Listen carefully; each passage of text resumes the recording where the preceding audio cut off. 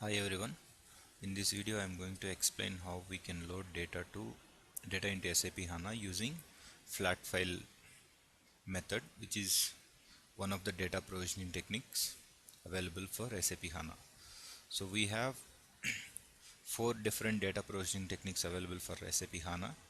So one is flat file method. The second one is SLT, which is used to do real-time replication from any source to SAP HANA. Third one is SAP data services, which can be used for batch loading from any source to SAP HANA. Then the last one is DXC, direct extractor connection, which can be used to redirect data from embedded SAP BW system to SAP HANA. So now we'll see a flat file method in this video. So now let's go to SAP HANA Studio. So in our earlier videos, we have inserted manually a few records into our employee info table in our schema. So now what I will do is I'll delete the records from that employee info table, and I have created a flat file for with the same records. Now we'll load that flat file into the same table. So to delete the records from a table, I'll use SQL syntax, which is delete from table employee info execute, which is F8. So delete spelling is wrong. So now if you execute, oh sorry, we don't need to give any table.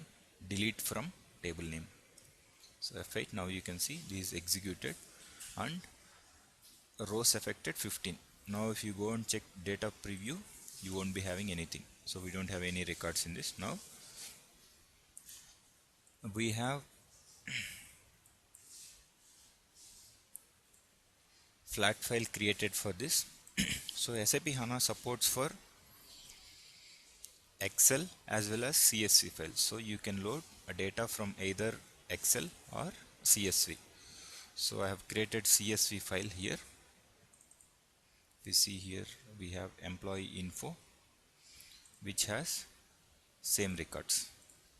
So now you can see the first one is ID, employee name, role, manager, hire date, salary, commission, and department number.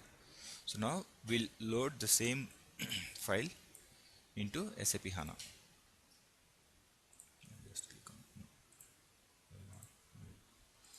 So now we'll go to HANA Studio. So we can import data from flat file, that means either CSV or Excel, using import function in quick launch screen. So you can click on import, and if you have screen like this, you can open SAP HANA content folder. Here you will see data from local file. So select that and click on next. So here we have to select what is the source, so where file is located. So in our case it is located in our desktop, so I'll select that file and open. So here itself you can see like the type of files that it supports. It supports for CSV as well as Excel. So when we say Excel, it supports from 97 to latest 2010 version.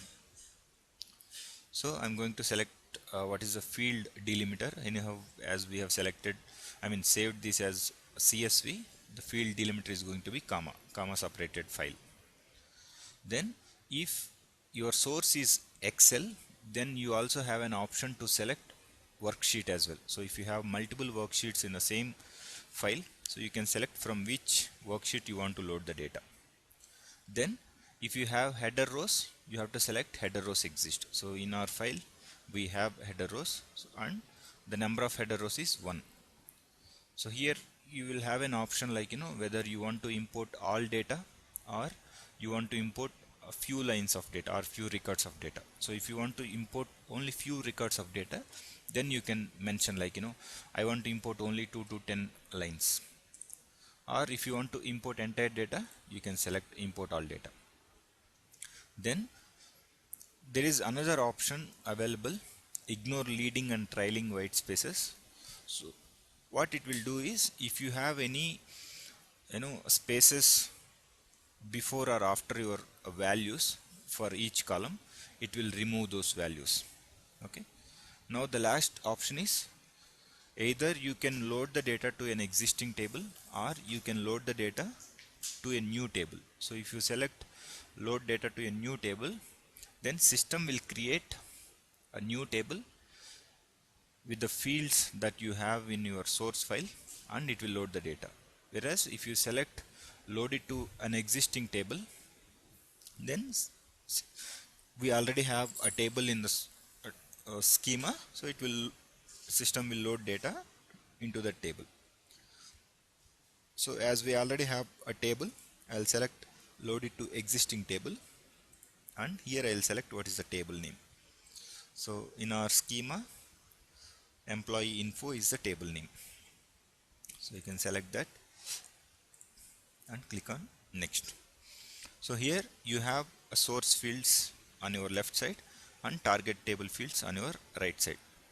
Now to map this source and target fields, you will have two options: either do one-to-one mapping or map by name. So these two are for automatic mapping. So if you are sure that your source fields and target fields are in sequence, in the same sequence, then you can select one-to-one.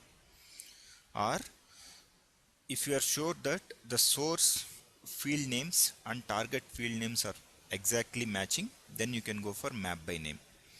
If you are not, if you are not sure about both these conditions, then you can do manual mapping like this. You can simply drag it and drop it on your target field to which you want to map.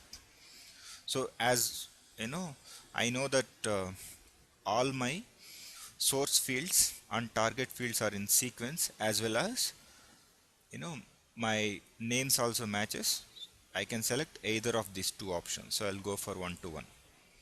Now I can see, and here you can see the source field what is mapped to your target field, respective target field. Okay. And you can also cross verify, like whether mapping has done correctly or not. And once you've done the mapping, you have to make sure that all these mapping lines are in black.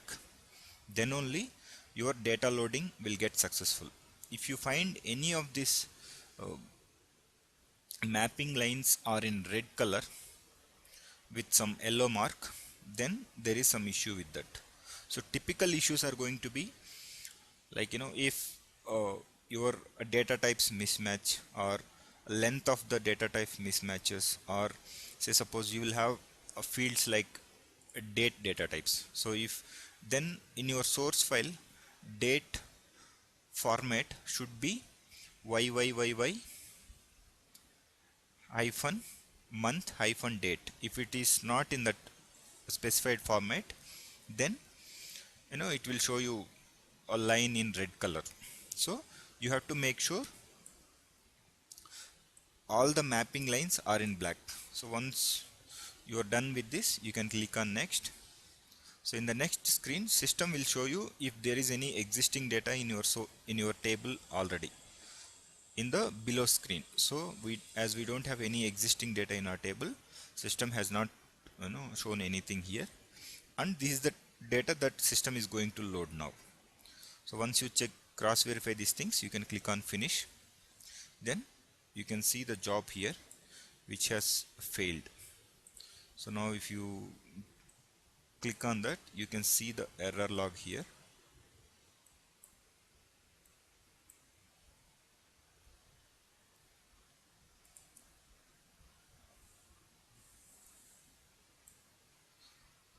So it is saying unknown source. So it seems again issue with a date field. So now we have to change the format of that date field in our source file. So now if we see hire date field in our source file, we have format like this, which is not compatible with HANA. So what you can do, you can select this entire column, go to format cells, then you can go to custom, and you can enter your required format. Say, this is the format we want, right? So we'll enter this, click on OK. Once you do this, you can save the file.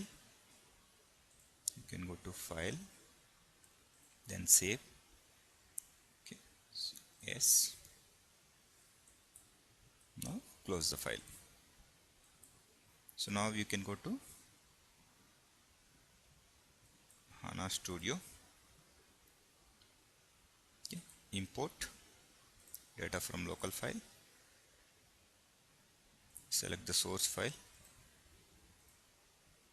Header rows exist. Import all data. Load it to existing table. Schema, and then select table. Next, select one-to-one mapping. Next, finish. Now you can see it has been loaded successfully. So now if you want to see the records to confirm it whether data has loaded successfully or not, you can right click on table, open data preview. You can see the 15 records available. So this is how you can load a data from flat file to SAP HANA using import functionality. So your source can be a CSV file, or it can be MS Excel, which is of version 1997 or above. So thank you for watching. Happy learning.